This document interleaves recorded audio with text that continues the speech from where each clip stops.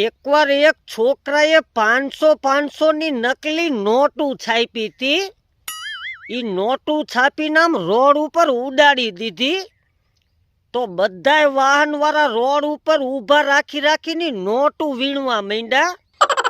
તો નોટના બીજા ભાગમાં લખેલું હતું કે બસ આ જ રીતે બધાય કચરો વીણી લેતા હોય તો કેવું સારું. એકવાર એક છોકરાએ 500 ની નકલી નોટું છાપી હતી. ઈ નોટું છાપીને આમ રોડ ઉપર ઉડાડી દીધી.